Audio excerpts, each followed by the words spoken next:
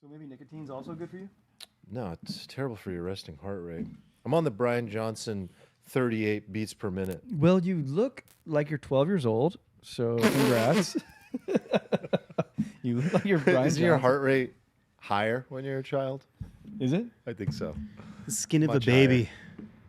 I think the resting heart rate of a baby is like 90 beats per minute. Yeah. It's yeah. like very, very high. No, I'm trying to get sub 45 right now. Sub 45. Yeah, I'm at like 48. So while you're sleeping, or is it?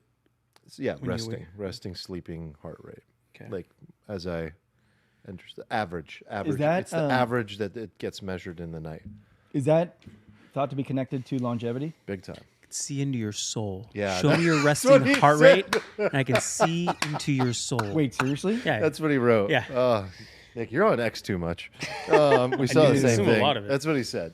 He was like, I think our feeds overlap. show me your Wow. resting heart rate, and I could see it in your Okay, soul. I'm reading some different shit, guys. I was reading an article that was that Dario talked about.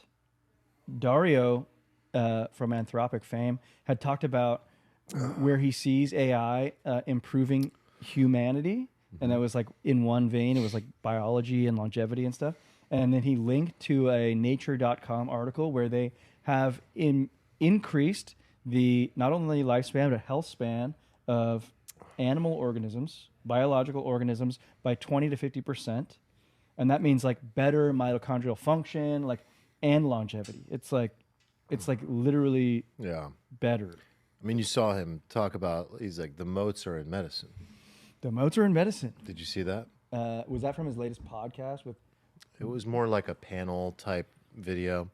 But that's the article, that's the essay I told you to read. So, So you did. I read So that. there's the new one, which is like, watch out. And Okay. then there's the first one, Yeah, the or first previous one, which is the hopeful, look at what this will do for the world and humanity one. Yes. What's the title of that? I'll be paraphrasing, but it's like our lovable machine or something like that. Yeah, exactly. It was like last year. It was 2024, but I read it this morning. I read it this morning, and I was thrilled because this was like, It's a humanity boner. yeah, it's like finally an optimist talking about this stuff and how it can like benefit humanity. He's showing good balance though, because he had that essay. It's optimistic, but the most recent one Okay, so comes with some serious warnings. agree. So here's like where I land on it now.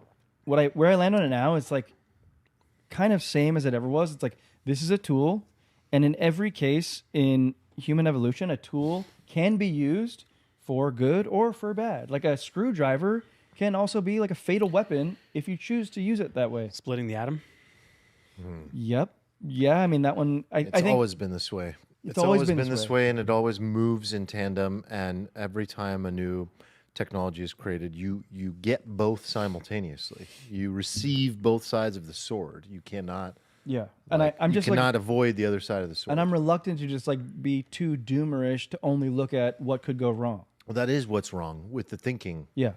That is what's fundamentally wrong. The only right take is the hybrid take, in my opinion. It's what it's always been. Yeah. And I think that's what I've always tried to do here. Or when I talk to you guys, I'm like, I think we lean. I think I'm kind of everybody. It's messy. Everybody leans too doomerish, but I think when we talk about it for business use cases, you guys obviously light up and talk about how great it is. But we've talked about the business use case that is like pretty bad, and what it could do to software, what it could do to companies, what it could do to, like, right now we're at the point where we talked about last week, like, end of software. Is that real? Like, all it's going to take next is to be able to just port your data over. Like, you're locked in right now to so many pieces of software because it's difficult to export. So we solved the first phase, which is I can now create custom software by speaking in natural language, custom to exactly what I need for my organization. I just created my own Salesforce, my own Klaviyo, my own whatever, right? But your problem, the reason you're locked in, and the reason probably people like you and me haven't fully just ported over into our own enterprise-grade software, is because that migration is Yeah. extremely difficult. But Yeah. if we AI will solve the migration next. The first thing it solved is the creation of software and dropping that cost down to zero. I also think it's lame to say it's zero because it's very expensive, but let's just say it's like going to zero. The next phase is the migration. Right. But that's really bad for a lot of companies. Can I ask you for some advice? Because like I think you guys are a step ahead of what we're doing in our company. Like It's just different. Yeah, no, but I think you guys You guys are like use it to be productive. We like use it to build. right. But okay, one thing that we're coming about, everyone's like using skills now. They're building skills. What we're realizing is that there's the developers who are building stuff, and then there's the non-developers who are also building stuff. And some people have different infrastructures. And you mentioned the data layer. That's important, but also it's like when you look at a normal web app, data layer, business logic layer, UI layer, right? The business logic layer, which to me is now all the skills and the exceptions and the memory, that stuff is more important. And now I'm worried about as the dev team's doing their own thing and each individual role is like doing their own thing, which is great, want to encourage it, but I'm thinking about how do I maintain all this context, business logic, exceptions, reference documents in a place where it's somewhat manageable and I know what's going very on. important. It's Yeah, becoming so super important. do you guys have like a common infrastructure which you build everything on? Because I would love to talk about Claude Code is great. You got me on it last week. I built some stuff I was using just to chat and skills. And Claude Code just leveled me up. So you got me on that, and that was really helpful. And everyone else is starting to do it too. But I'm a little worried about it not being open source on my server. And What exactly? Like everything you're building or your memories? yeah, I guess that was a bad question. Like part of it is one, I want to be able to contain and take the context and business logic with me. Let's say new model comes out from a different company. I want to be able to transfer it. That seems somewhat easily able to do. You literally take the skill files maybe. Yeah. But how do you take the memory? And then the other part is just like only the owner would think about this is all that stuff is open in discovery in the case of a lawsuit, right? Like anything you chat with, you know, it could be business partner stuff, it could be employee, it could be a customer, and not that there's anything bad, but you could use it to misconstrue intention, right? Because like you look at your own chats and you're like, well, I wasn't trying to do anything bad there. I was just curious about. Yeah, thinking about edge cases. Yeah, I don't know. There's like so many things that could be misconstrued. Like think about your text, all your text messages with all the people. So many things can be misconstrued about your intentions or what you're actually doing or what you meant versus what you said. And I'm a little worried about it, you know, that all this stuff is available. It's like part of the public domain now. Right. And I guess it's no different than our Slack chats. Like those have always been part of it. And we don't hide those or do anything with those or emails or anything. But I don't know why this is a little, it just feels right that I should. Well, because we know that able this to control it. technology will go into really good hands and really bad hands. And we know that like top-down authoritarian control could easily lead to situations where like you could be, you know, subpoenaed for nonsense from somebody that's like The government? competitor, your government, whatever, and it's just like it's all there. I'm not as good at addressing the second part. The first part, I need to think about that more. That's really interesting. The first part, I'll give an anecdote. Like Hookem reached out yesterday and was like asking you and I, like, hey, I know you guys are like really into this stuff. Like, here's my setup. What do you think? And just like one piece of it that I pointed out was he talked about, I think he wanted to use Obsidian for his memory layer. And this is his OpenClaw. That's another setup. tool. It's another tool, but he was talking about his OpenClaw setup. Okay. He was going to do it like locally on a PC, which I was like, oh, PCs, God, I haven't touched one since I was an infant. By the way, he tagged you, Nick. I don't know if you saw that. Well, Nick hasn't been in Discord in like 2 years. Literally 2 years. He'll go, episode is live. And then just like, Open the door, throw a grenade, close the door. That's Nick in Discord. But good questions in there. And then was like just saying like deep research kind of thing. I'm going to use Notebook LM. And I think that I commented back, if I didn't, sorry, Hookem, but this is what I think, that like that memory layer should be owned and centralized into one location. Like on your server or on your machine, or the way I like it is like, think of, you know, like your Claude MD file, your memory file, you have skill files, you have memory files. those memory files are really important, and you want them marked down. Like AI, just LLMs like markdown files. Right. Yeah. So like having a markdown file that just continuously be evolving is great. And Obsidian is like a owned version of Notion. Okay. So people that like Obsidian are just like big nerds, because all it's really doing is it's creating an overlay structure on top of markdown files that you own. So like Okay, I'm just laughing. I'm laughing because like there were times when like Steven would be talking about something like financial and Arman would be like, "What are you talking about?" And I want you to pause for a second because you're getting really deep into a realm where I think the audience is like, "What are you talking about?" Because I'm just sitting here like, "Okay, you're getting really deep." Well, this is exactly what I thought about this morning. I actually had a couple moments in my head. I was like, if we end up talking about my OpenClaw setup, like, how should I talk about it? Yeah. And I was like, maybe I start with the really Eli 5 and then give a little bit. for personal, like think about it knows where you live and who your family is let me and just start what with your job is. Like that stuff is the memory. Like a basic issue that I have. Okay, so like today, as of this morning, guys, I joined the ranks of the developer class. I paid $20 to be a Claude coworker. This is the point I just want to finish. I think that I can go deeper than I would typically have gone because I think everyone's becoming more technical. Like, look what you just did. I know. You're proving my point. I think everyone's going to want to have these more technical leaning discussions. I know, but you can't just because they want to build their own. Start swimming in the deep end. Yes. Let's just like walk our way. And He walked into our engineering room like, "Hey guys, I'm one of you," and they're like, I was like, "Should I bring? We're working. Bring my desk in?" Did you have the backpack hooked on the shoulder? "Hey kids, I just got my first Anthropic account." Okay, so you set up a paid Claude account. Paid Claude co-work. I tried my hand at doing a skill and utilizing that functionality. Awesome. But yeah, I think let's just like before you start talking about all the different ways you're utilizing tools. Like, Yeah. I think like okay, so start from square one for like a simpleton like me. So I just came from a realm that was like a free user on ChatGPT. Yeah. And I was using ChatGPT successfully. Like it was like very good at telling me what workout I should do every morning. Right. Because I had given it my goals. The issue that I had with that is that it wasn't hooked in to my apps, my life. So I even asked it this morning. I was like, dude, you don't even know what day it is, do you? Because like this is important. Like you wouldn't know if I missed a day. And it's like, no, I don't have access to your calendar. My personal trainer on Claude does. Because that's the difference. It's yeah. like it gets hooked in to these other apps versus it being like in its own silo. No, I think it just needed a skill to say like, "Hey, I want you to track my workouts on days." Is that right?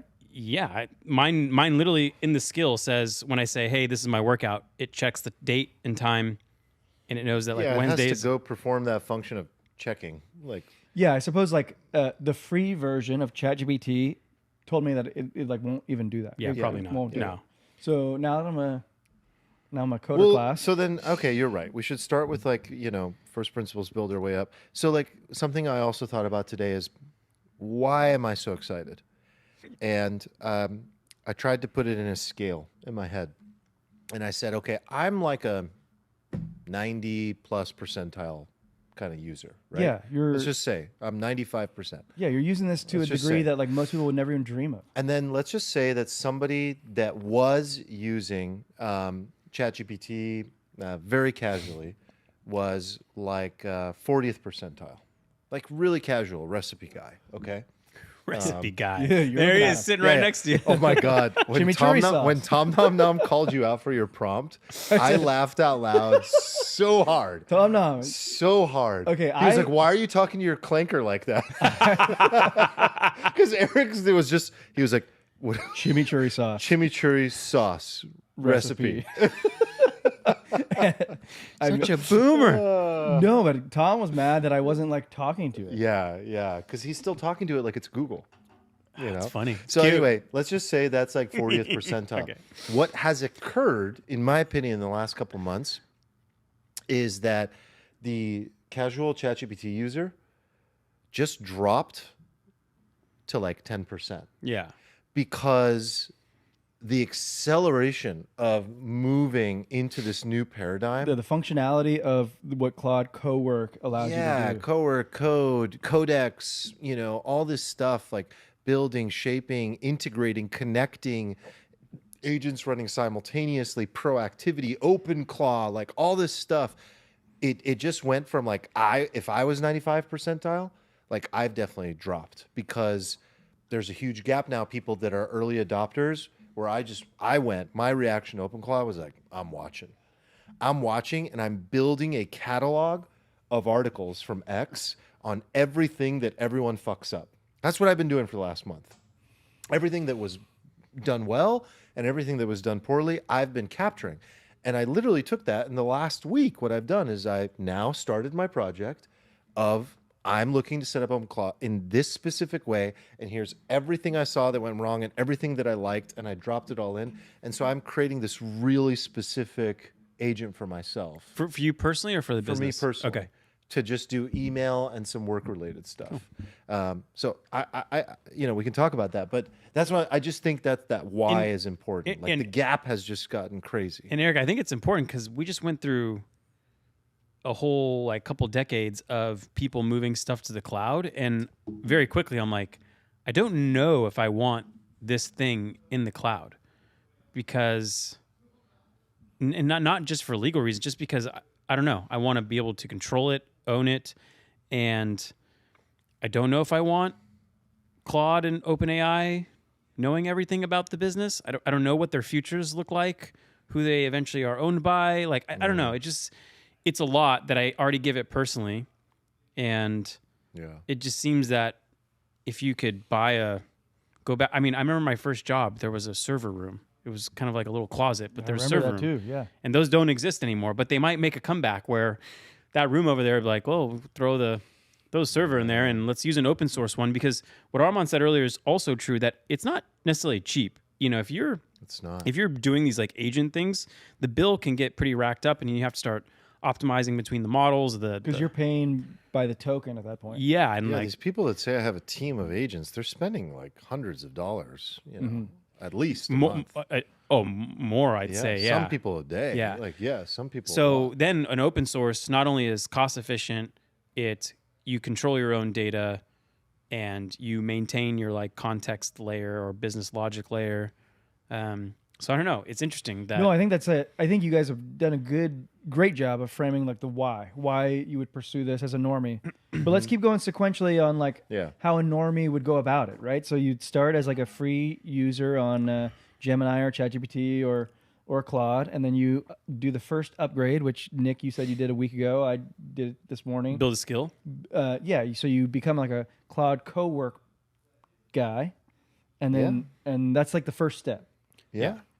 And integrate tools, connect tools. Yeah, so I think it's important to connect. Yeah, that is the first unlock. So the connection is what I'm talking about, where it's like now this AI is not in a silo anymore. It's like in your life and like integrated into your calendar, your Gmail. So like imagine you're Nick and you just like connect your Slack and your Asana, and like now suddenly you can just go to Claude and be like, did John finish the project?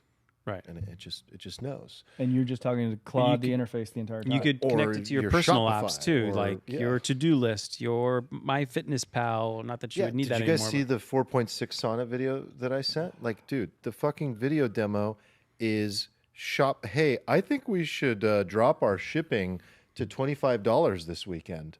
And it's like, cool, want me to do it? It's like, yeah.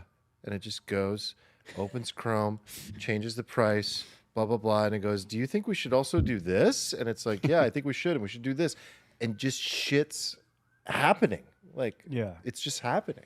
So I think connections is the first part. Like get your info connected to it, and then learn what a skill is and why it's better than just chit-chatting with the chatbot. So the skill is the next iteration, the next level up is like building skills within Claude Cowork. Yeah, and they have a repeatable workflow that you want Claude to remember and utilize. But instead of you having to write a 500-word prompt to really dial it in, same prompt every time. Yeah. Like, here's me, I'm doing this, and I want you to think. And you can like see how me. what the genius evolution this is, right? Like, because we all ran into this problem all the time, just using regular old ChatGPT. It's like, oh, I want to do that email copy that I always like to do, and like that should have been a skill. And It's also, I try to tell the team, it's liking, like, imagine a new employee walks through the door. What is one of the first things you do? You give them a laptop and you give them access. You're going to need an email, you're going to need Slack, you need access to all the things you're going to use. So do that with your chatbot. And then you might start to give them training, which would be the skill. And then the first time they do it, it's not very good and they forgot this exception or how to do this. So you say, hey, can you update your skill to remember that, like, when you do this process, you do A, you skip B, then you do SOP. C. Yeah, SOP. It's an SOP for It's an the SOP. LLM. Yeah. Yeah, for a specific workflow. Yeah. So how many skills do you guys have built out so far?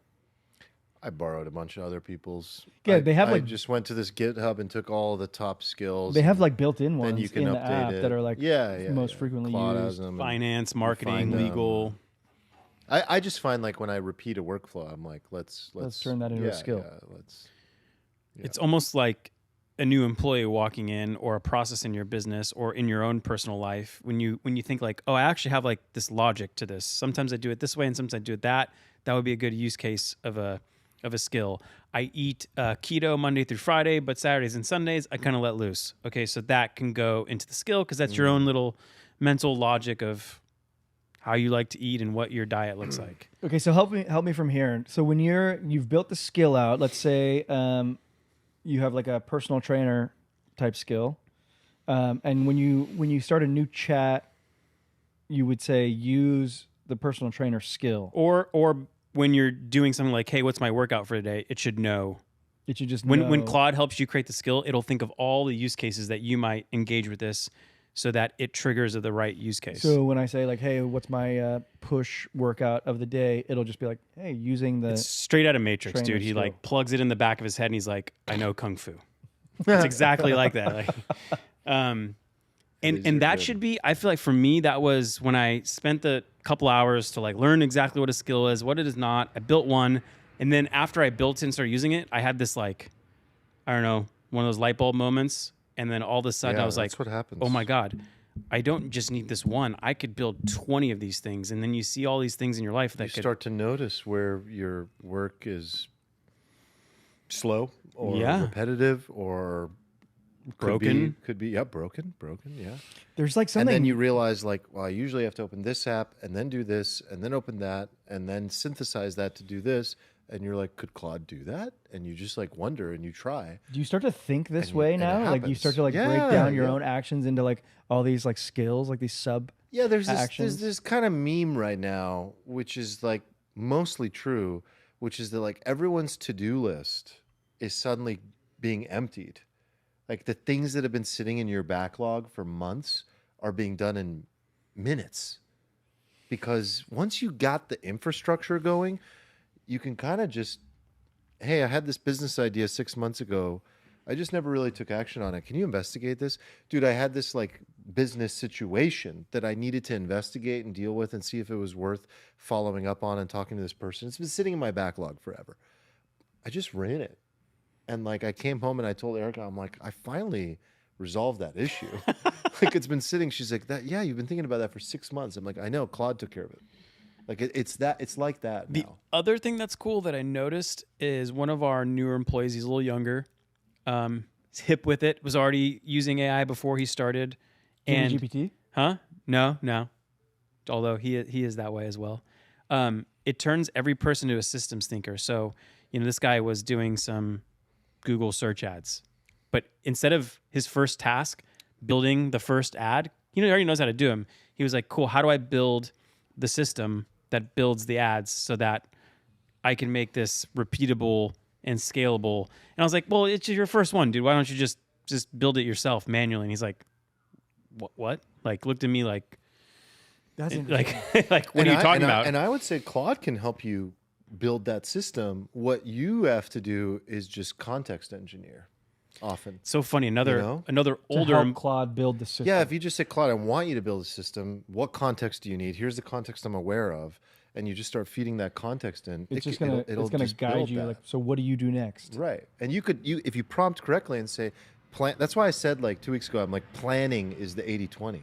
If you just get it to slow down and plan and think sequentially, like I did something earlier as I got in the car on the way here, would have taken me 2 hours. I got it done in 2 minutes. It was just like something I had to do today. And I was going to delegate it. And I was like, why would I delegate this? It's 2 minutes. Let me just do it. And when I did it, I just made sure to say, like, there are definitely going to be gaps in what I just gave you. So if you're unsure about anything, just pause and check and ask. And they've built in, I don't know if you've seen this, Nick, they've built it in now. Multiple choice? The multiple choice thing. It fucking pops up and it's like, No so Arman, way. are you saying you're the bottleneck, or are you saying that you have the resources to do this, or are you something else? And I was like, I'm the bottleneck. Boom. And it's just like, so, it's just asking It has me, this like and 4 then question it's just so multiple good. choice thing now where you give it like a blob of a problem and it's like, we have 4 questions for you. It's just, and you just click Okay, this is A, unbelievable. C, So fucking good, man. B, and then it's like, Okay, I think we've done a great job now of that like was a lot.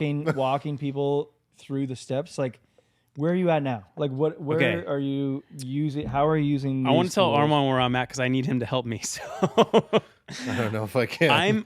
I'm to the point where I'm so excited, but everything is passive, and I want it to be proactive now. Like, What do you mean by that? Okay, so let me just give you an example. I hooked up our 2026 forecast, and I was manually updating the actuals, which was Okay, dumb. so like the income statement. or Claude, something. no, just like it's in a Google sheet, a Okay. forecast of like each traffic source, the return ad spend by product, by month, all this stuff. And I was updating it once a month, and I hooked up Claude Code with my Google Sheets and hooked it into Mixpanel, which some of the data is, into another Excel spreadsheet. And I was like, cool, can you update February for me? Just give me where we are. And it does it. And I was like, great. But now I'm like, So you don't have to manually enter the data anymore. That's no, I already- just tell it like, hey, update February. That's rad already. Yeah, and it'll take like 3 to 5 minutes. You just walk away and Well, sometimes I have to click allow because it's executing things on my Okay. computer or updating sheets. That will probably go away. But now I'm like, okay, I just want you to do this every day. yeah. First, I was like, do it every month. I was like, wait, why would we wait every month? yeah, We should just do this every day. Do it unprompted. Like just, Unprompted. So that's where I'm at. And I mean, Claude Code, this is where people move to OpenClaw. but OpenAI just acquired or Yeah, acquired yeah. Code. Like, if And you I want- imagine this is the... There's no proactivity that I'm aware of without OpenClaw. They're right. Okay, so Yeah. I just want to make sure that's true, But right? that is the holy grail of like, okay, now I will do this once a month on, whatever. And I feel like keep it whenever that's updated. not involving setting up a Mac Mini and installing Yeah. open source software and worrying about the security concerns, it's just another feature inside of Claude. I want to be ready because that Yeah. is like another takeoff moment, and I want to have the skills time. ready, and I want to have like the context ready and the memory all dialed in so that when it just does these skills proactively, I just want to turn and them like all I said, on. I've been monitoring for the last month and saying like but this is just my personality, right? Like I'm an early adopter, but I'm not the first in line. And so like my Fast personality follower. is, yeah, I like that. Yeah. My personality is I need to absorb enough information because I'm so detailed where I feel confident that like this is for me and the system that's ideal for me and that I'm shaping it. So like I got to the point where I said like I have one clear use case. This is the area that I want to start doing it and utilizing it, and then I'll grow from there. And I needed to make sure that I understood the security concerns and the way in which I wanted to utilize the proactivity of it. And I think that it landed in a good place. I'm sure it could improve a lot. But when it comes to like local machine, dealing with sensitive documents, like that's beyond like the level that I've had experience or feel Yeah. I feel like there's people that have written about it, and there are safe ways to do it in an isolated environment. That's why people buy the Mac Minis, because it's isolated. Yeah. But yeah, if you want proactivity, your concern is OpenClaw just got bought by OpenAI. Well, it's like- and it's going to be closed claw. Maybe. I can't tell if I Right? should go through the effort of setting this infrastructure up for the company. And then let's say we all build on this and we spend for like 2 months building on it and it's good. It's still kind of janky, but like it's good enough. And then Yeah. Claude is like, hey, we have this feature available and you can just turn things into yeah, like yeah. repeated tasks, Yeah. which will happen, I assume. Mm-hmm. And then, now we're managing this I'm like, surprised it doesn't infrastructure. exist because even ChatGPT has like running a task. Right. And that was pretty shitty. It was when bad. launched. Yeah, it was pretty bad. But like, I'm surprised. Yeah. Like, I would expect it in weeks. So Yeah, think about the token usage would just skyrocket. Their revenue would take another leap forward if they were like, hey, you want to run things repeatable? Would you want to run this hourly? I'm surprised it doesn't exist. Yeah. Yeah. And I go back and forth between, I mentioned like the owning the data and stuff. I go back and forth like, well, it would be really convenient and easy to do. I guess I just got a little weirded out when I saw a judge rule that like your conversation with your attorney is no longer attorney-client privilege if you've at all talked with a chatbot about that topic. That happened? Yeah. The judge was like, that's not attorney-client privilege because you disclosed that to this massive technology company when you chatted in. Oh my gosh. So you got to run locally. Like on your I mean, own that's thing? like an edge case, but it is this thing that's like, okay, well, if you're operating in business for like 10 years, 15 years, the probability that like some lawsuit will happen at some point, pretty high, especially if you live in California. And it's just weird that like there is no attorney-client privilege if, let's say you took the agreement and run a pass through it through Claude, and because you did that, you have no privilege anymore. That's so crazy. So I think we continue to see examples of how open source is really important. Saw it with DeepSeek. Saw it with OpenClaw. yeah, I think it changes the game. I think people love control. They love privacy. They love ownership, sovereignty.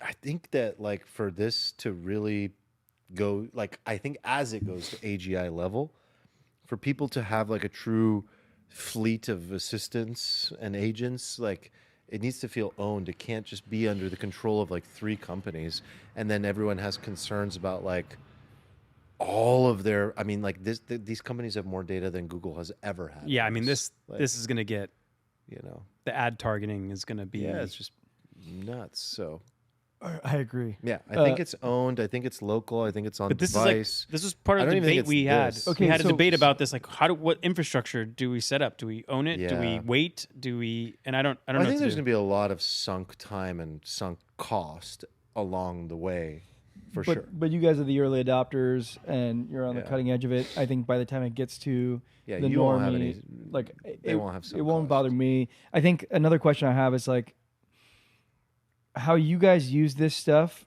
is so interesting and it's so novel. But like, what about the guy who's working for a company? Like, what about the guy in our audience who's just like trying Even to better. use these tools? So like, how would you suggest that like a normie use this stuff to like augment his own workflows who's like working for a business? I don't know. Give me a job type as an example. It's probably easier to like. Yeah, I guess like Data analyst. Oh, I mean, and this is where companies might freak out because you might have like 2,000 employees and there's some data analyst who just created an MCP server and literally connected your CRM to this Claude bot and you don't even know. And now this Yeah. this like random Well, agent system has access My to your initial data. reaction when you asked that was like, most of them feel like they can't do anything because they have sensitive data or their company has a policy that they're not allowed to use these Totally. things. And so like, they're kind of stuck. I would still do it. Right. I'd be Is like, there- I'm like, hi, I'm the most productive Right. person here. I mean, there's probably a way to like share data in a spreadsheet that doesn't give context to what these numbers are. It's just like here's the numbers. It's surprisingly good. I fed it like random mix panel events that you don't know. It doesn't say like, oh, this is a sale, this is a page view. It's just like kind of like raw data. And it was like, I see what looks like to be page view data and sales. I was like, how the fuck did you figure that out? So it's possible. But anyway, I think you would, let's say you don't care about violating the handbook, like Yeah. integrate some data, turn your tasks into skills. Turn your task into skills, and now the robot's doing the job for you. Yeah. But then you're managing a system. You think like a systems thinker. And So your productivity level goes off the charts because you can actually do the job of like 8 people right. by yourself. Yeah, I think as long as there isn't this policy problem or like you're worried about people knowing and it causing problems, the opportunity to get paid more than ever before in a job couldn't be higher. like everything I do to make myself more productive, I don't see the immediate reward. It's like it's benefiting my company, it's making me on an individual level more productive, and it's like there are second and third order effects, and sometimes first order effects, like, oh, that drove more sales or that drove more whatever. But like in an organization as an employee, like you have someone watching what you do, and if you're just more productive than everyone else, like they're just going to look at you and be like, dude, Jimmy's the man.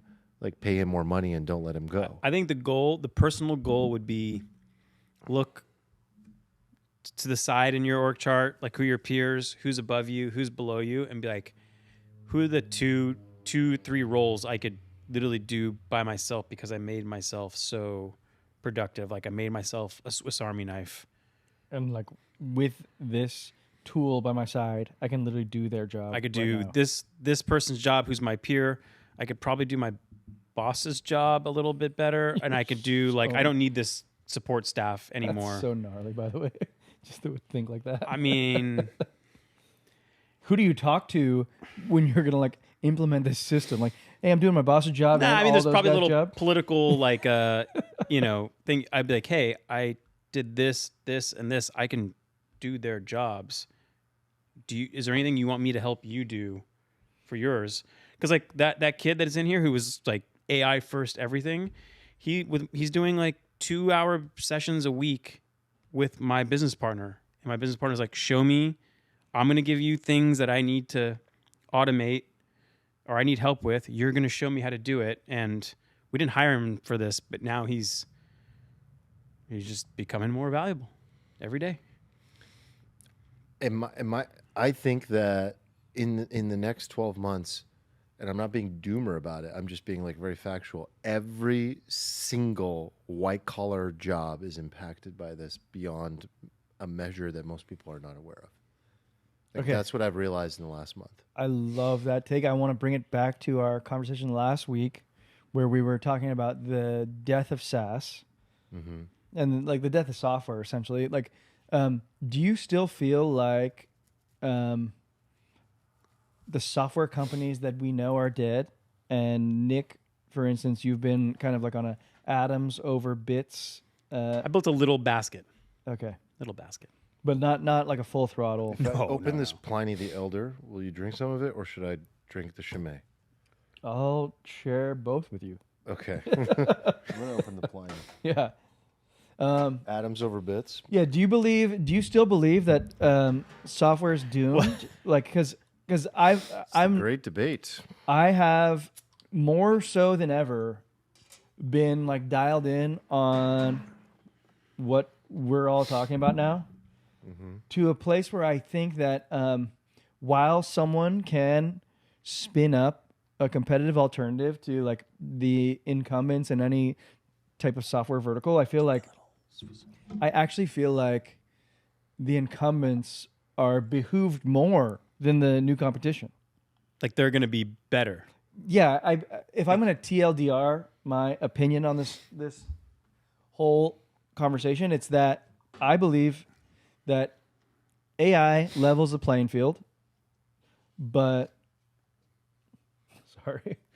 What's he got left over in there? Wine? I don't want to mix it. Yeah. I had a little splash in there. Okay, so I think AI levels the playing field for everybody, but the incumbent is going to be more advantaged than like a new entrant.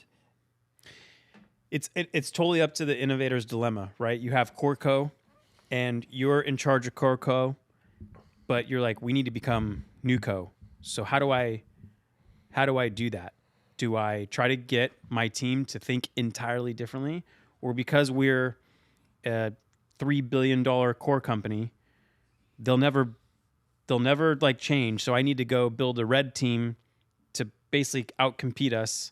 It depends. Are they going to adapt? Are they going to evolve? And if they're not, are they going to surface level evolve? Right. So we put a little AI wrapper in front, but like our back end shit, we don't operate. We don't eat our own tools. So it's a company culture. Yeah, 100%. I think that's it. Think about it. I mean, if you're Salesforce, it's like... Okay, so here's why I think the incumbents have the advantage, is because when a new competitor spins up using AI tools, well, you as the incumbent have the same tool. So you can actually just take that same feature that they beat you with, Your, and you'd be like, your assumption is their ability, their first of all, their desire, their intuition to even make the decision, and their ability to break things. And they are the least likely to break things. That's why incumbents they get lazy. often die. They get lazy. They rest on their laurels, and they are like, no, like we can't recreate this. We can't reshape and reshift and re-architect. Do you know how much tech there is at the infrastructure level that has to be re-architected? Like, that's the advantage that startups have. Okay, but I'm also thinking about this from an investment tilt, where the entire software sector, there's like the IGV ETF, which is down like 30% in 6 months, and within that, you have names that are like big software names that are down much greater, like 50 to 60% down over 6 months. It's like they're pricing all of them for failure. Right. I think some might. I think most will actually thrive with AI. Because they have the customers, the like supply chain or whatever. Yes, dude. Imagine like a new competitor coming in with 0 customers, 0 relationships, and you're gonna try to unseat like a unicorn, like a just hard to judge because like I've company? been thinking about this thing too, but I don't know the culture of what's going on inside that company. You know, are they actually trying to extinct themselves? Because if they if they got the balls to do it, or what, I don't know what you call it, courage to do it. But I think it's a steeper mountain to climb than the market is giving credit toward. Like, what does ZipRecruiter do? I don't know. Never used it. Well, I think that a startup is going to beat them. Like, that's an Fair. example of like, That's totally fair. I'm like, they're fucked. Like, I can think of like 5 startups I've seen in the recruiting space in the last year where I was like, damn, they're going parabolic. Like, because they're AI from the ground up. Okay, I like that. I like to use an example. And I think that within the IGV software ETF, we should like look at examples specific, because there's going to be some that do die. And there's going to be some examples where like we're throwing the baby out with the bathwater, and these things are going to And it completely depends on the moat that the incumbent has. If the moat is just built entirely around the software, the experience, Switching the distribution, the switching costs, things like that, I think then it depends. But if it's easy to kind of like, yeah, if switching costs are low and it's easy to steal some of those customers, Or if the only reason you don't, they think they have a moat is because the switching costs high. I mean, AI kind of like that changes. Yeah, things. I think it's like, you don't want to rest switching on that one. Costs in Or that lowering. old world are different than they are Yeah. when you're facing an AI company. But you guys are builders yourselves. You've run many companies. Like, you realize how hard it is to like start from 0 customers and prove yourself in a market. It's extremely hard. And then, 0 like, to 1 is the hardest part. Like, particularly when you have like $100 billion companies that are already dominant, and they can also use the same tools. We're like presuming that they aren't going to use the tools. Okay, It's not about using the tools. Yeah, so I think I see what you're saying. So we see this decline, multiple compression. These companies are still growing earnings and revenue Massively in many cases. Okay, so earnings compression because I don't know, they could go obsolete. Multiple compression. Oh, not well, yeah, earnings. sorry, not earnings, multiple compression. Let's say the winners rise back up because the market realizes, okay, they're not going to die forever. But Yeah. then maybe they don't return to like the high We're pricing them all for multiples. death right now. But didn't we describe a future where there's, and this is maybe far off, but there's only like 5 UIs, Yeah. right? You have Claude, GPT, Apple whenever they integrate, when Siri gets a brain upgrade, Google. Sure. Those are the UIs, and I see everyone that. else is just like this API thing that, Yep. I see that. hey, Salesforce, just give me the API or your MCP server. I just need your data because we spent 20 years building this thing. I don't actually need your UI. I don't need any of your extra Yeah, services. but imagine the licensing fee that Apple's going to pay for that.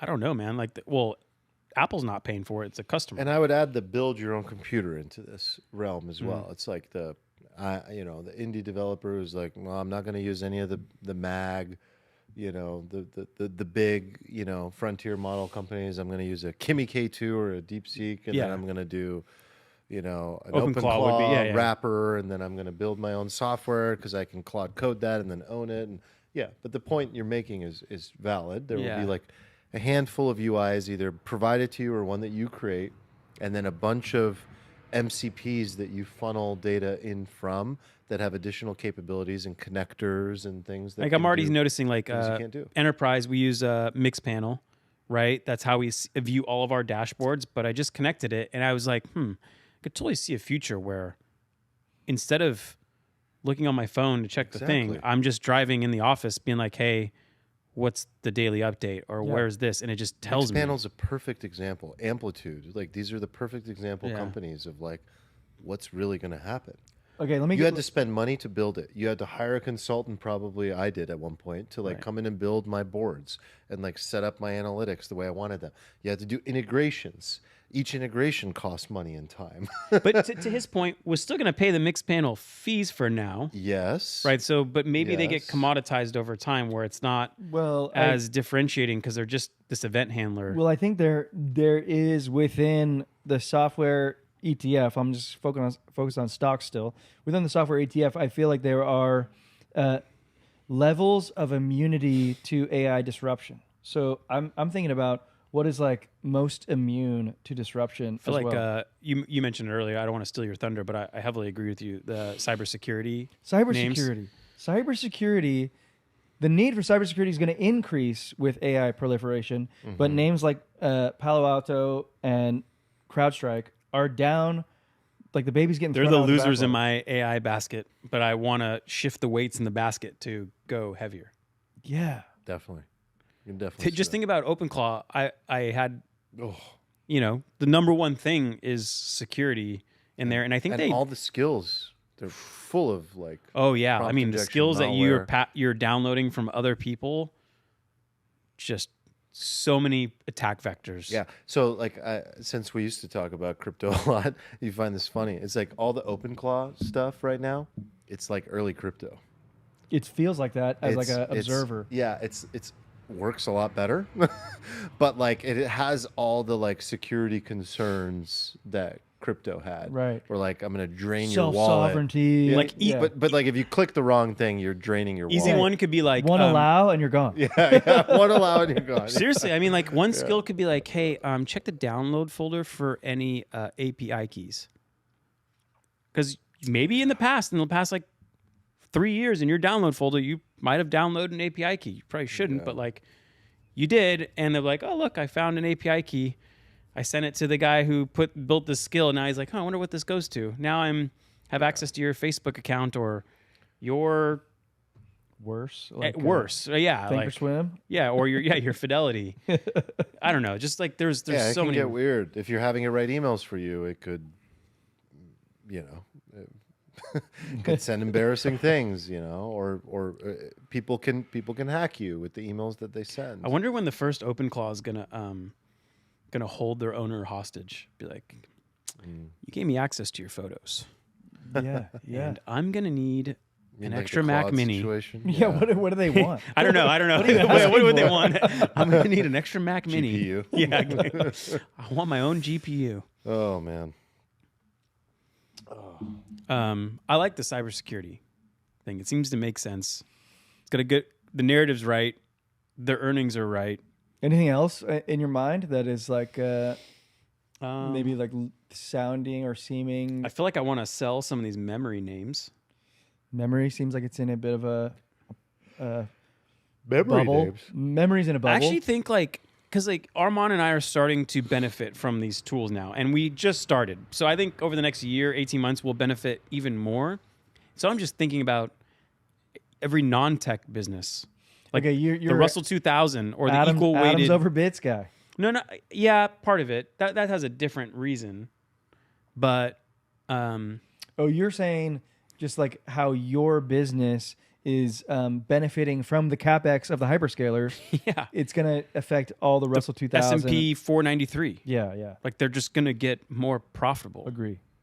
That's true. I feel like that's the reason for owning stocks. Okay, I heard another thing because I wanted to ask you about it. I didn't know if we were going to talk about it, but I saw some guy posit that all of this is deflationary. So the main AI trade is actually to buy the US 10-year bond because the yield will go down because inflation goes down. Wow. And because all the incumbents are part of everyone's portfolios, if that's deflationary, it means those companies' values are going to go down. Not just the prices, but their company values. So then there's a wealth effect, right? We already talked about how the richest 10% spend over half of all the goods and services. So when people's portfolios go down, I think the wealth effect is real. Like if my portfolio went down 25%, I probably would pull back even though I was never using that money in the first place. Yeah. So then that causes like a, let's call it a mini recession or something. Mm-hmm. So he's like, then the 10-year will go down. I'm curious what you think about it. I don't necessarily buy into it because at the same time, you're going to have massive GDP growth. Okay, and so- growth is baked into that Absolutely. yield, right? So I curious guess what like, you think. I'm curious what your path is because like here's big picture. I see this as incredibly bullish. Like we're not bullish enough. On the deflationary aspect of everything you described. I think you're talking about the growth of Or these. I'm talking about the productivity growth, GDP growth. the GDP. You know, like I think we've been faced with declining birth rates, and Yeah. we're saying like, oh God, it's going to get so bad. I think it's going to get so good. Like businesses are going to thrive, but I'm not sure what the path we take to get to that point. Like, does it include like a massive recession because people are getting laid off? Yeah, the sequence is important, Yeah, right? the sequence is important. But I think like here's what I was thinking: you need AI to work for people to get laid off. So if AI works to the extent that we think it does, well, then we're in the productivity boom. So I don't actually know how those factors they're offsetting. I don't know how they Yeah. play. Do we talk enough about the fact that like these things could just be intertwined and they don't have to be exclusive? Like you don't necessarily need to have layoffs just because AI is Works. working I agree. and drives productivity. And At least not in the near term. like why can't it augment and improve everyone's productivity? I don't think this is discussed enough. Yeah, I think You you're know, right. yeah, we could have Like the upskilling, everyone's worried about the upskilling and the permanent underclass. We talked about this, but my point last week was like, I think people will upskill very rapidly. Like what I described is like the 9.5 and 4, and now the gap between the 9.5 and 4 is like a 9 and a 1. But I think the 1 is going to realize very quickly because of articles like that fucking everything is changing one coming Oh, out yeah, something big is happening or something. being read by 100 million people. Everyone's going to realize I have to upskill, and it just starts with installing a couple apps and paying $20 a month and connecting it to my files. And I think people will improve very, very, very rapidly because they realize like the fear is so ever present and so intense. Like no one wants to be left behind. So I just don't think we talk enough about this idea that like there doesn't have to be this great, you know, huge displacement of. That's a of good point capital because outplacing labor. if I think about our company, I'm not itching to get rid of our, let's call it our tacit trying to employees, like help our them- critical thinking employees. help them Customer do it. service, I wouldn't call like a tacit oriented role. It's more of a transaction role. yeah, you do have like foreign labor. Well, that was a really good example of like where there might be real displacement. Fuck. The Because if Philippines voice, is if speech to speech does what I think it's going to do in the next 6 months as a technology that we don't talk about enough, then I think yes, So the Philippines is cooked. yes. I mean, yes. why not? Like, Yes. do you know? That's why 11 Labs is worth $11 billion, and it got there in like a year and a half. What was that company? from- Was it somewhere.com or it used to be called a different name where they were like, hey, hire your Somewhere. own assistant. And I'm like, why? No. Why? Yeah. What? I mean, granted, it's not to the point where it's taking actions No, for I me almost yet. hired an EA to do my email, Mhm. and then I decided to set up what I just told you about, my OpenClaw setup. And I asked Claude, I'm like, do I need a human in the loop for this? And it was like, I mean, do you have 5 minutes a day? Like, that could just be you. And I was like, okay, let's do it. What did you name your OpenClaw? Oh, so I'm trying to decide right Okay, now. you have a menu. No, I'm torn. I was talking, it's Deuteronomy You love this name. Zanzibar. You're going to name your child Deuteronomy. Well, because what I thought about Deuteronomy was I was going to name my first son Deuteronomy. Never had a son, so now it's just like dude, the duder. I feel like I'm attacked right now. I'm taking strays. Dude, the duder. You know, I'm like, I think Deuteronomy is the name. That is a good name. Yeah. Zanzibar is the other top contender. Anyway. Those are your go-tos. Yeah, I want something ridiculous. These guys, the team's got some cool names for their little agents. Yeah. One named it Precog. From that's Minority Report. Minority Report. Yeah, yeah. Can I like TARS from TARS is Interstellar. good. Yeah. Can I read some commentary Yeah, from please. from the chat? Oh, yeah. Carby says he says, I work in a major corporation and I love this sentiment, but there's just no way that you would do these things to try to stand out. That's exactly what I was concerned about. And he There's said, no way. Enterprise Microsoft has They tell you to use Copilot. he has us locked down, and as a company, we're just going to be slow to like do any changes. I interviewed somebody recently, and I was like, I always ask people, I'm like, tell me about your AI habits and what do you do? And he was just like, well, at my company, we're Microsoft, and so I heavily use Copilot. I'm like, Copilot's the most boomer thing in the world, by the way. First of right? all, It's you're like, fired. It's the most even boomer work thing in here. the world.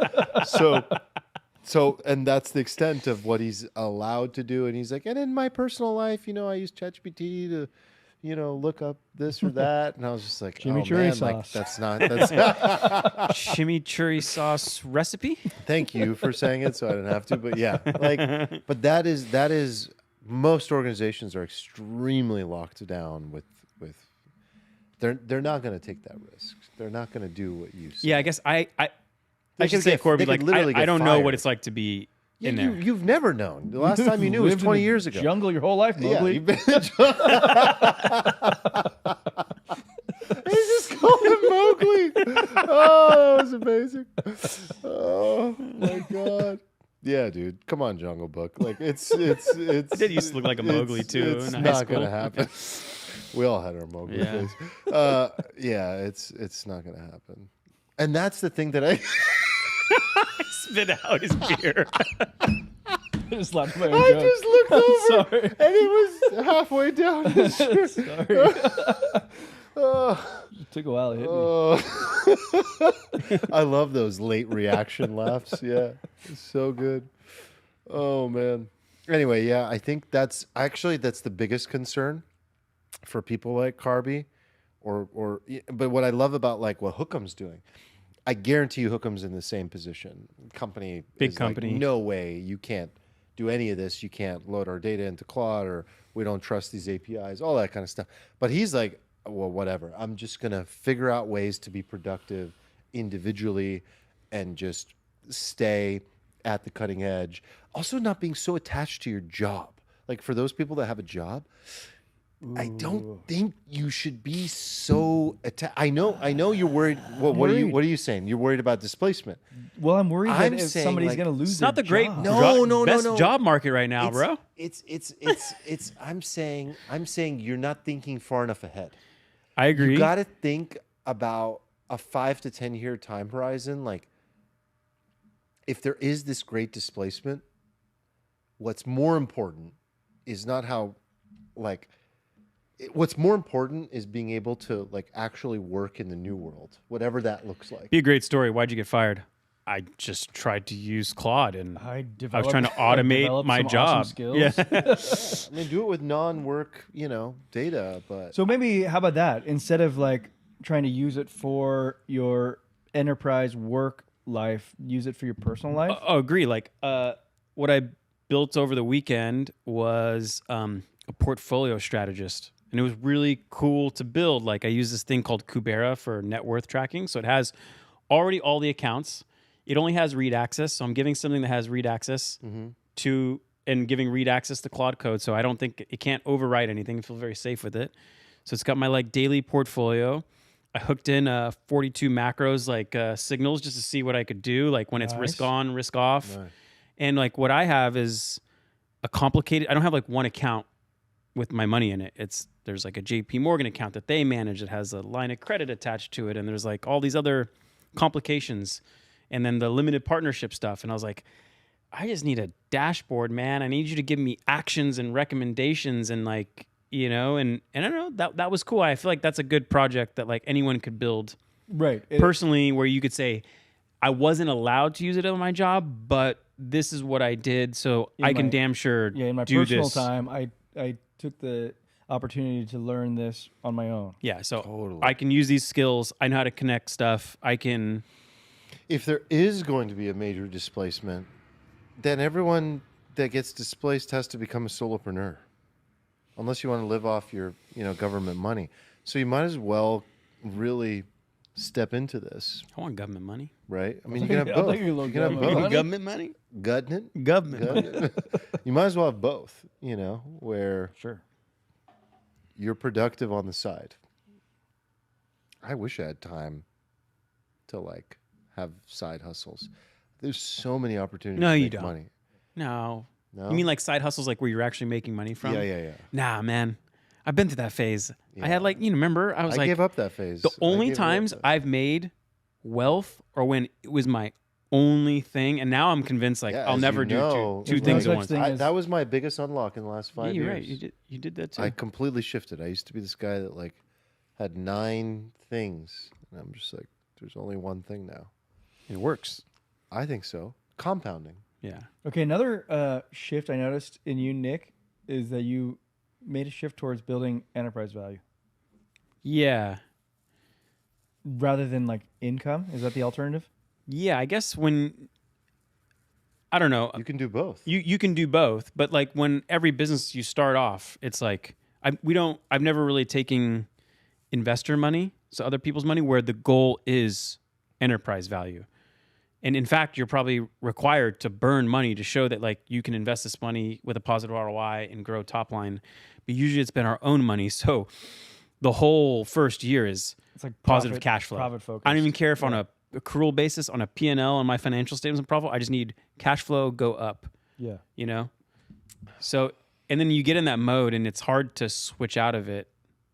And we realized, we're like, hey, we have it's a pretty steadily growing business with like, we're working backwards from the P&L and optimizing the P&L. And we're like, well, we should just say it now. We want to build enterprise value, and we should let the whole team know that that's part of the goal. And this is what, a P&L and a balance sheet of a very good company that sells for a lot of money, or one of the brands Yeah. sells. So if you're looks like looking to sell a business, I guess like enterprise value would go higher if you have like higher revenue growth.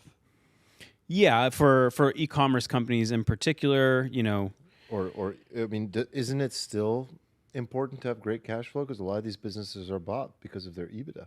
yeah, I agree. So So it's EBITDA Isn't it that the same incentives apply? yeah, I think like I always like the rule of 40. I think they use it for software, but I think it's good for most businesses. So let's say your EBITDA is 10%. You want to be growing at revenue 30% a year. If your EBITDA is 25%, maybe you don't have to grow at 15% a year, but that's like a good rule of thumb. It probably goes up and down depending on the industry economics. But yeah, I told him, I said, hey, listen, if we're going to have low margins, then we better damn well be growing, you know? And not just for growth's sake, because like as you grow top line, Absolute you get operational EBITDA's leverage. going up. Yeah, absolute EBITDA should always be going up. Yeah. Yeah, enterprise value. Why not?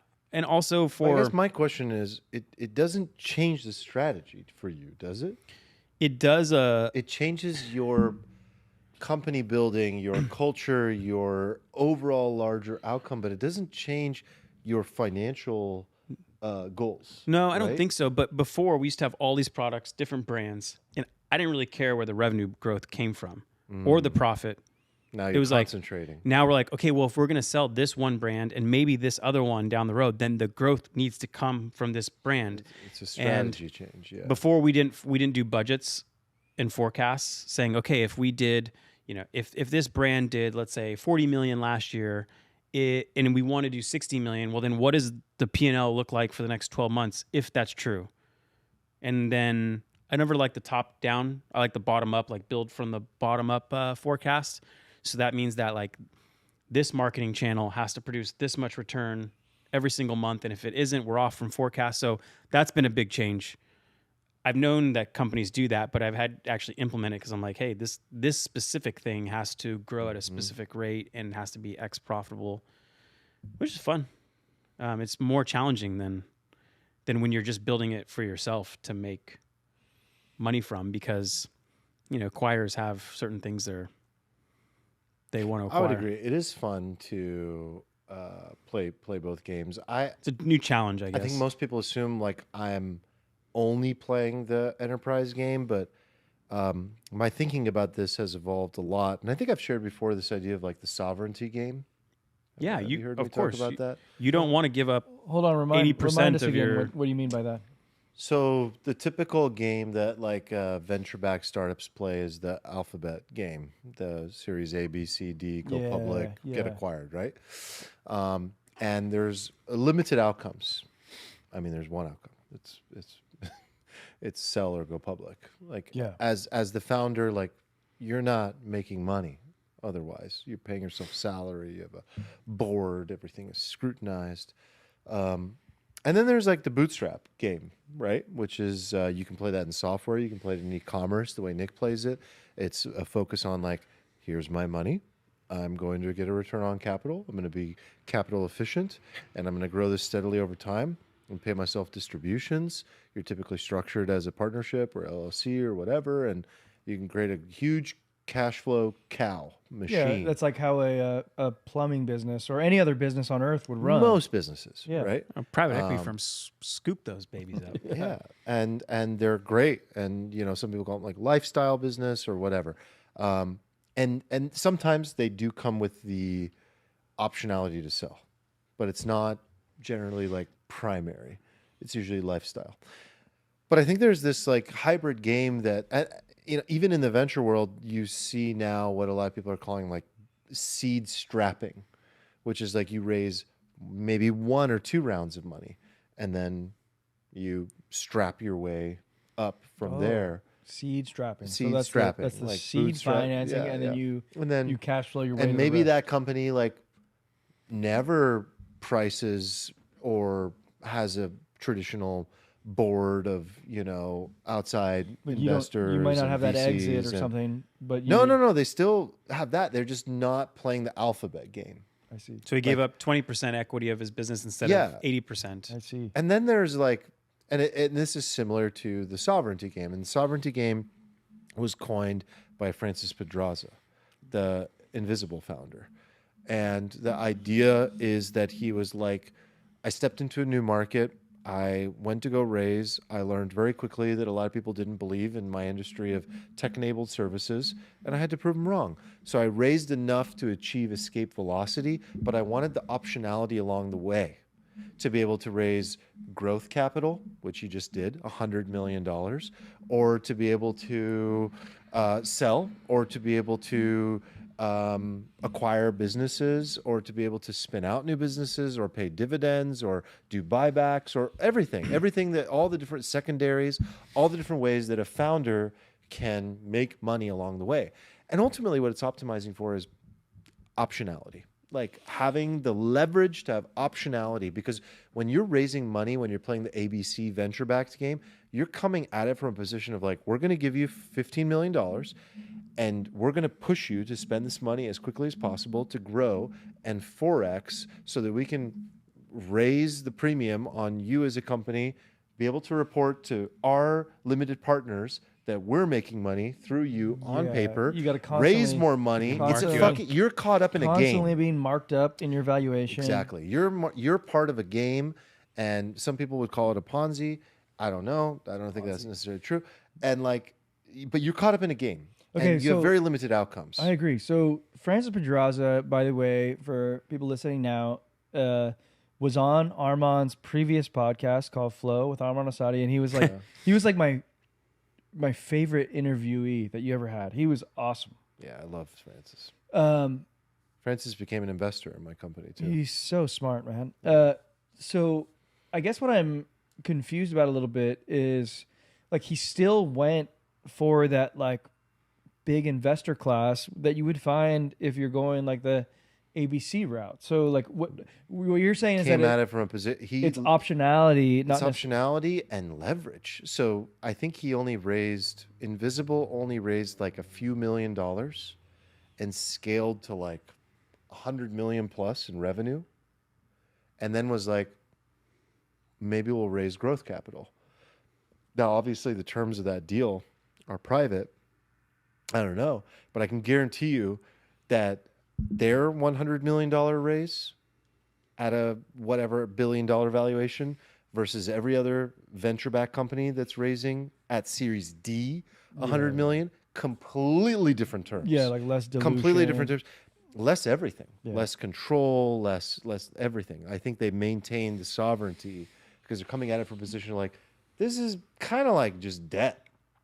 Like it's Yeah. growth capital. I got it. I think, I got it. yeah, It's not, we're giving you this money and you have to grow to this. And if you don't, and then there's going to be this suppose exit. these are- It's growth capital. These are just like semantics that I don't understand because I'm not in that venture realm. But like growth capital to me doesn't have the same meaning that like you're saying it, and it means a specific thing. Like yeah. I would assume that every venture investment is growth capital, but like this is like a specific. And the scariest thing to me of that round is not necessarily giving up a higher percentage. It's like more liquidation preference. It's just like the pref is brutal because let's say you build up the company and then you have a few down years and you're like, hey, I still got a good business.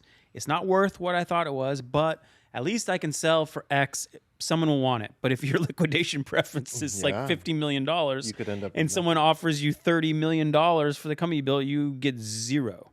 Yeah, and that's scary to scary. me than like Well, that's anything the else. situation that a lot of founders of venture-backed businesses get into.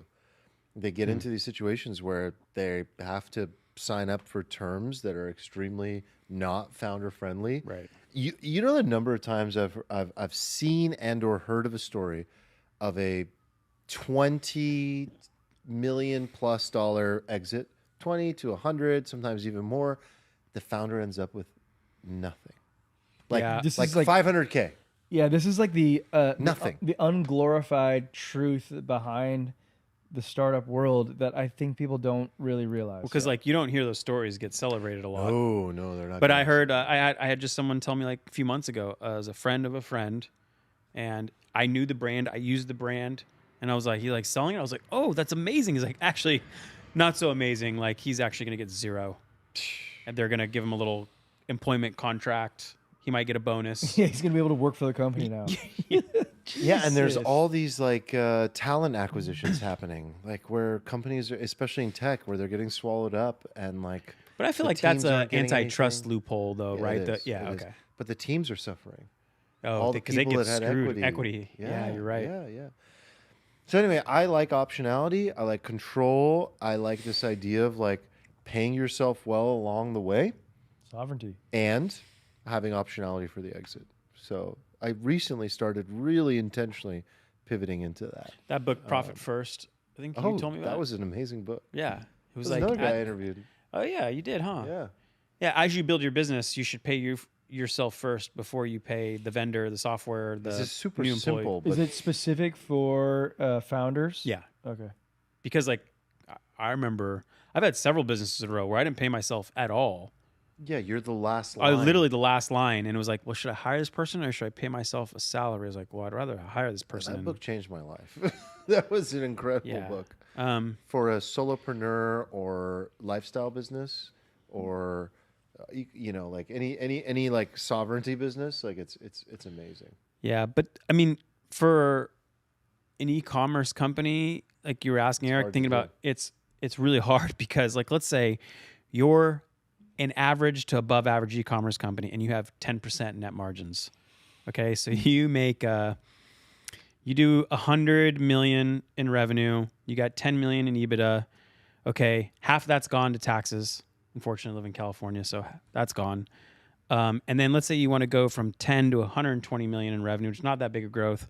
Okay, now you need to keep, an extra $2, $3, $4 million in inventory, and so you're just not left with a lot. So I had an acquaintance, actually, wasn't even really a good buddy, but he had sold one of his brands, and I was like, "Hey, can I come up to Orange County and hang out and just talk about it?" He's like, simple calculation is how long would it take to distribute yourself the equivalent of selling your entire business? And I was like, oh shit, a lot of years. So like, let's say you could sell your business for, let's say 8x EBITDA.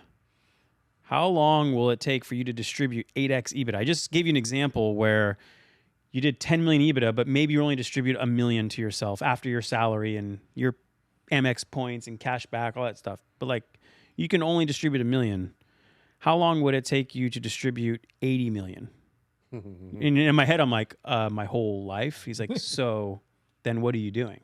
Like, if you're not building towards this, what are you doing?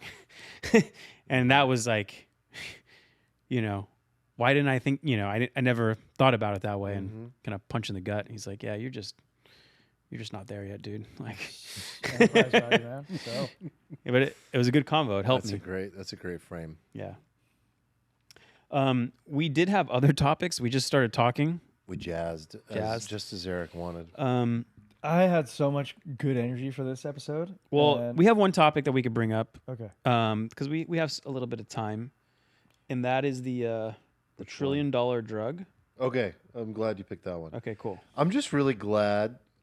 'Cause I really like Andrew Huberman. I'm so glad he's not caught up in the Epstein stuff yet. Yes. Like, no, I'm just saying anyone. I could be caught. Who knows who's caught up in these emails? Everybody's in these emails. Jesus Christ. Someone mentioned one of your products you used to sell. Oh my God. Your toast. Jesus Christ. But thank God. You're looking at me like you know something that he is in the emails. I haven't searched your name, actually. I feel like Huberman's the next domino to fall. Yeah, I feel like maybe I haven't. Is he? No. I mean, this is Marty. I just know that Marty called it, and Marty is just right. So. Okay, I like this mood. Let's stay on this. So, Huberman talking about drugs. Yeah. Talking about drugs. I love the framework. He was like, drugs have a cycle. They start with bodybuilders. Oh, I see. Everything starts with bodybuilders. And he said this has been the case since the 80s. Yeah, bodybuilders are on the bleeding edge. The leading edge. Which is true. Like, think about your bodybuilder friends who are just snorting things, injecting things. Willing to inject anything. Yeah. It's like AI, though. Like a startup founder first. Yeah. So the bodybuilder, then the celebrity. The Hollywood celeb. Hollywood celebrity. Just trying to look good. And I think he could throw in a couple more steps to make this framework even more exciting. But then he says, more then fun. the mainstream. It can be made more fun. Yeah. Well, who else you got in that? Well, in that who would be next after Hollywood? What about the podcasters? The my Manosphere. God. Yeah, Manosphere. Are they right after the celebs? Oh my God! Oh, the biohackers. Have you the guys, biohackers. hold The on. biohackers. Have you guys seen? Have you guys heard of this guy? I literally don't know this guy. I can't even bring it. I can't imagine I'm bringing this up. Clavicure. I can't talk about this. You a guy. streamer? Yeah, I know. I've learned about He- this guy who is by he? popping into the politics He channel. ate fucking cheese on a cheeseburger and had a fucking meltdown. What do you mean? What are you talking about? Okay, hold on. Like, are you talking I thought you were on my page. I thought this is. No, I just know the name, and I know he's done like jaw surgery, and I know he's just like a jaw maxi. This is and what I'm saying. This is I like can't stand it. this is dude. like a guy who's on that can't Hollywood stand it. tier, Yeah. who's like trying to look good This is definitely one over of them. all else. Yes. So he would be looks maxing. I recently learned about this. Retractide evangelist, probably. Oh god. But a video do you know came what out. we're talking about? The guy? No. Do you understand like what's happening with this fucking generation? No. There's like looks maxing. There's like Heard of that. jaw. You know. There's like This guy- chewing on those things. Like, A friend, yeah. Okay, this no, guy, but it's bad. It's like not normal. dude, a It's like- friend or one of his posse or whatever got him a burger, and he's like, "There's cheese. There's cheese on it." And he like took a bite. He's like, "I'm gonna lose it. I'm gonna fucking lose it." So there's an entire generation, you're telling me, of people that watch people like this. Well, I think that's probably Don't true. they get like tens of But millions? I think that's been true all along. I think we've just like iconized the Hollywood celeb, but I feel like the What are you Instagram talking celeb about? is the same. My generation looked up to Tim Ferriss. This generation is looking up to this guy? Like this is their guru? My guru is Tim Ferriss and Tony Robbins and fucking these people. Like But you're- this is completely different. No, your business. It's maxing. completely different. No, but No. there's a group of people that looked up to Audrey Hepburn, and then it was Audrey Hepburn's awesome. no, I know, but I'm just going to go through the Hollywood celeb phases because that's all they cared about. It wasn't Tim Ferriss, like it wasn't ever the business people. It was like the Hollywood celebs. I feel like, But the weirdos of the millennial generation were like the fringe people were fringe. They're fringe. Clavicular is like whatever the fuck you want to call him. He's literally like we're talking about people like Nick Fuentes. These are the predominant people that are being followed. Yeah. These are the popular people. No, they're just good not looking. the weirdos. Yeah, they're the good-looking popular people, just like Hollywood. No, I don't think it's just that they're good looking. I think it's that they represent something so much deeper. They represent ideals. They represent a way of living. They represent pop culture. They represent memes. They represent like outcomes that people want. Damn, I guess They represent a way of life. Like people change their habits as a result of these people. That's why I relate them to the Tim Ferrisses. Tim Ferriss changed the way I think about work, the way I think about mini retirements, the way I think about everything, my optimization of my body, my biohacking. That's the level of influence that people like this have. They're not just a good-looking guy. Like, there was a good-looking guy. That's Brad Pitt. Brad Pitt didn't fucking influence me. Brad Pitt didn't influence me at all. He's just a good-looking guy of my generation. But he influenced a lot of people. In what way? Not in that direct way, like a guru. The gurus You are don't these think Brad Pitt had like the same effect that Clavicular did, or whatever? I this think guy's name is? clavicular is No, this way guy's name more is influential. Way more Clavicle. influential. Clavicle. They're streaming. They're on the platform where people are spending their time. I'm gonna be clipped for being such a boomer. Like Clavicular. I think it makes it better. I'm intentionally saying his name wrong. I think it makes it better. But yeah, I think that like the hierarchy of like attention now, right? It's at the top of the pyramid is what? streaming. Here we are.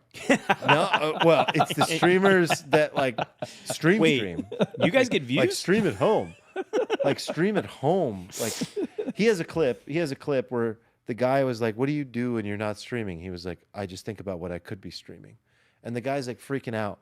And he's like, "Come on, man. Like you do something. Like what do you do? Like come on, do something for fun." He's like, "No, I don't do anything for fun." He's like, "All I think about is I could be streaming. I could be streaming this." I was like, "Okay, first of all, he's mentally ill.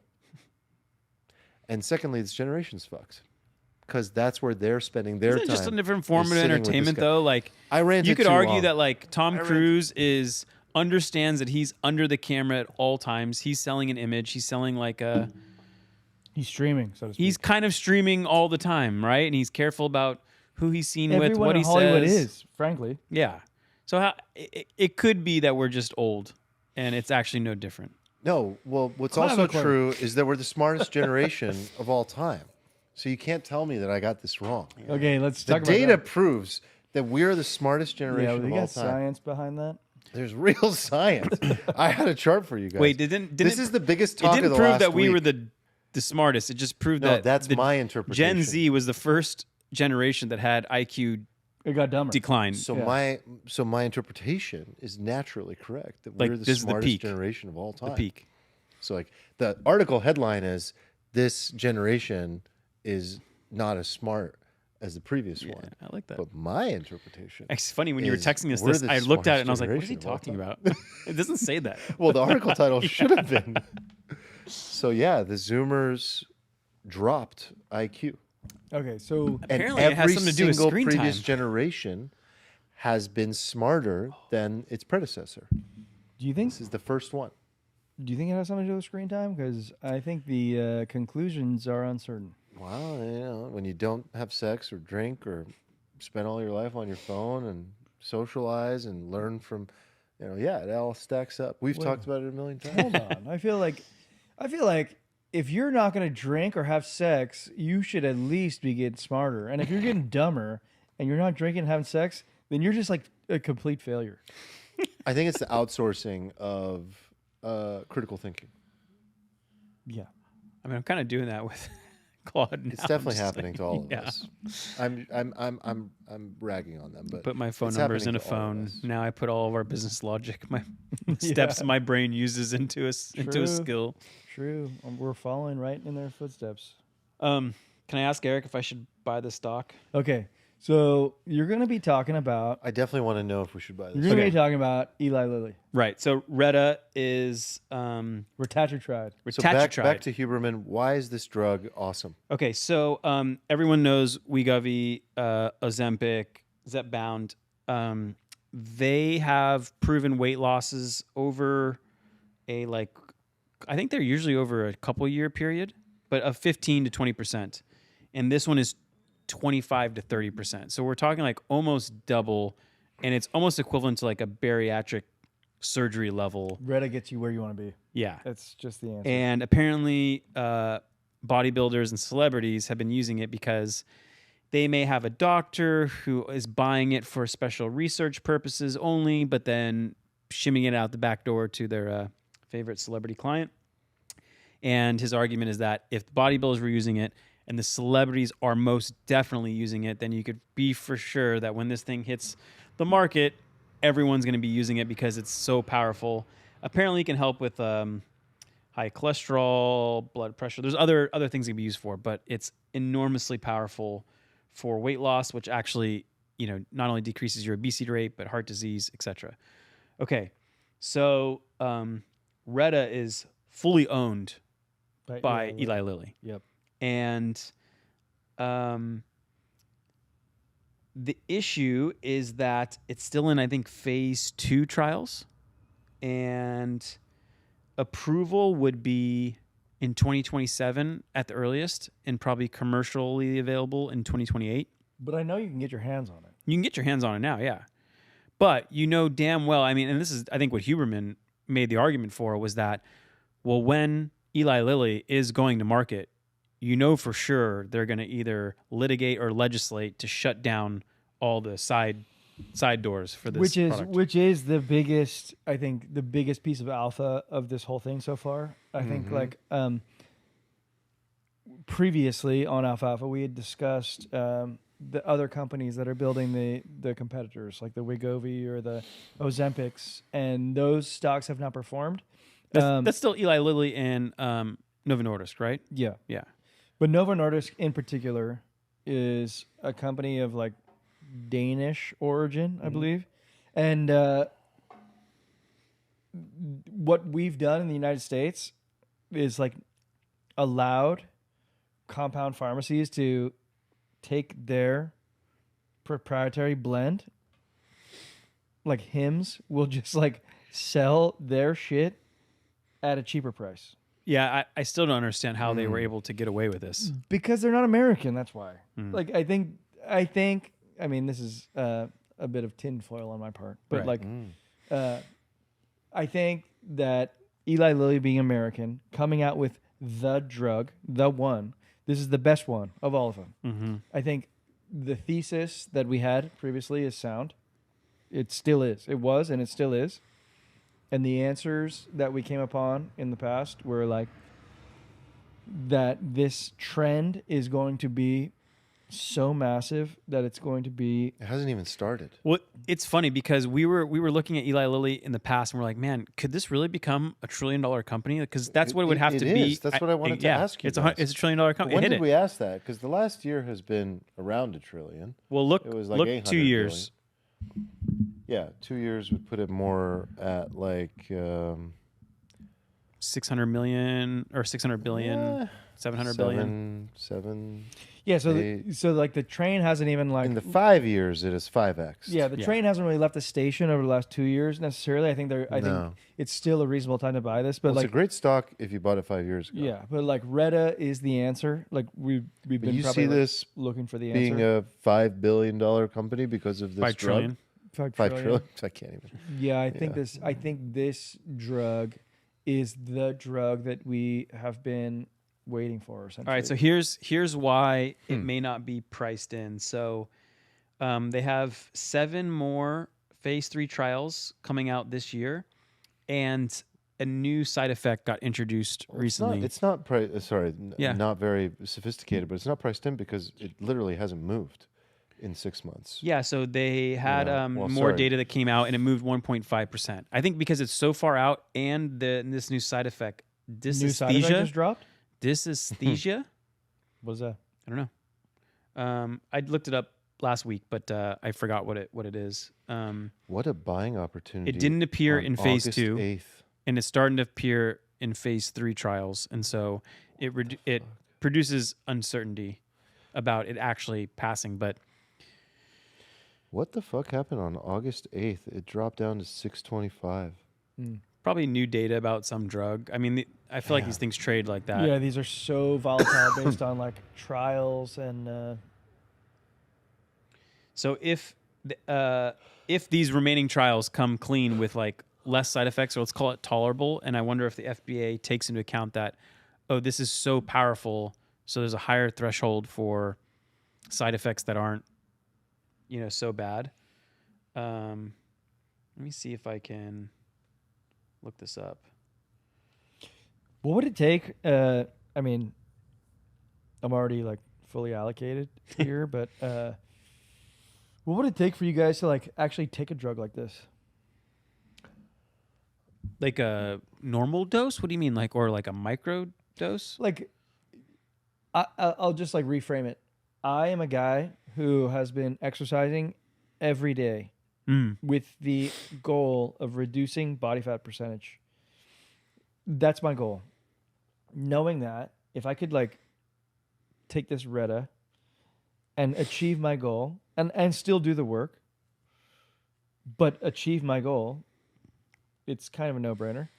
You would probably want a little Lindy, right? You just want to know that, like, okay, over a 5-year, 10-year time horizon, I'm not introducing some unintended consequence. Side effects. That's the only thing that stops a person from... I suppose, like, I also feel like I can get there through natural means. That's, like, something that I It's just espouse. tolerable. It's not just that. Like, if these things lead to real health span, they become very alluring very quickly. Yeah, No doubt. dysesthesia is an abnormal, often painful sensation that causes everyday touch to feel like burning, itching, electric shocks, or squeezing. It's like a nervous system. That's Sounds like, awful. No. Yeah, but it's just the feeling. It's not like a... Have you ever seen these commercials where like side effects could be death, Yeah. bleeding from the anus? Yeah. Like, Ever seen how good clavicle looks? anyway, Yeah. It's do you like just- it? You're it's bullish? just Side effects. I'm incredibly bullish. I think I'm like questioning it as like a customer, like I'm at a point You want where, some? I mean, I know where to get it and I know how much it costs. I don't actually want some, but What does it cost? it's expensive. It's 4 digits. A month? A month? Uh-huh. Oh, to get it through the research loophole? Or you mean like once it actually prices out? I suppose that's like what I was quoted. Off the record, of course. I think that this stuff is going to rip. Why And wouldn't it? Yeah. I think. It's like I mean, I'm just miracle. looking It's around. the holy at, like, grail of my- like products. I'm looking around in my peer group and like everyone overweight. Like half of the people overweight that I've seen have suddenly shrunk. So obviously, Right. And just like FYI, in the last like, year, we're like overweight according to BMI, all of us. well, yeah. But like I'm talking about, up there much Yeah, more. yeah. And like people that needed to lose like 50 pounds. Mm-hmm. And like you look around and you see like all these people like suddenly like, whoosh, like okay, clearly they're on Ozempic or Yeah. one of Dude, these, and it's great for them. Like Citrini had a great play. He had like the GLP-1 play, which was like, okay, you buy Eli Lilly, you buy Novo. And then he had some other ones that were ancillary plays, like second order effects. Like, for example, ready to drink protein drinks, like the ones we have in the office in the refrigerator, those just skyrocketed because when you're on these drugs, you don't eat as much, but you still want to maintain your muscle, so you drink protein drinks. Yeah, they're not even hungry, so they just want to drink a little protein. I mean, that was like an epic call. Dude, Citrini has been on an unbelievable run. Yeah. Even this year alone, year to date, he's kind of demolished the S&P 500. I got to hook in the portfolio strategist to his. yeah, can you send me his skill? Yeah, this is what it's like. Send me the skill. Yeah, but you need the I don't even know. There's no like, it's just PDF documents, I guess. Feed him in, baby. All right. So we buying? You buying? I'm fully allocated. Yeah. I sold last year. When was it, Eric? It was like sometime last year. I think I got a little lucky because it was at the top. Citrini called the top of all the GLP ones. He got back in, I think, late last year. Mm-hmm. What's your time horizon on something like this? Years. I want Yeah, Eli years. Buy Lilly. and hold. I want Eli Lilly as long as I want like Google. Like I just want it out into the right Just tail. cultural zeitgeist that you just see as like integral. They produce to the bangers. portfolio. I think so. And like, I think this drug in particular is like the drug. I mean, especially the way Huberman talked about it, like where he was like, "Dude, this is the drug." Like he's hearing this from all the bodybuilders, all the celebrities. He even called them out. He's like, "You see them; they look different. They won't tell you. I know. They've told me." Like I wish I had the data, but I would use Nick's investment analyst tool to do this. I'd be like, "Give me the price performance of Pfizer post Viagra development." And as like a corollary. Yeah, give me like what happens when you get the drug and like what happens to the stock when you get the drug. I think this is the drug. There's also a little compounding effect because they stash the cash coffers, and if they are investing in R&D, they can continue to pump these out. Yeah, and I think like the big difference for me is that Eli Lilly is an American company and they're going to honor the patent protection. Yeah. I guess there's like some kind of legal debate over this drug. I forget what it's about, but it's the difference of how long the patent length is, and they're already going to battle over it because they know it's going to be a winner and they want it to last as long as possible. This is common. So you like extend the life from like 7 to 10 years. Yeah, exactly. 10 to 12. You like always try to. Yeah. Okay. Dude, the longevity game is about to get so interesting. Did you see that Brian Johnson unleashed a $1 million? Is it a year? I think it might be. Price level for his longevity kind of program. So he said, "Hey, we're going to open it up. You must have the commitment to do what basically I'm doing. You need $1 million and you need a personal assistant so that you're not doing all these appointments and all this stuff." And he got like 1,500 applicants. 1,500? Damn, I was going to say like 15. I think he was thinking he would like get in 5. And he had 1,500 people be like, "Yep, I'll pay that." We're going to be harvesting blood boys. Children. I got to pee. Okay, well, let's chop it up. Let's end it. Yeah, I got to pee too. Okay. Thanks, guys. we have to pee or else we'd be doing clavicular. I really 10 have to go. I'm sorry, but I've been holding. All right, it's been fun. We'll see you guys next week. Long time. See you. I'll run you. God damn, that clavicle is good looking.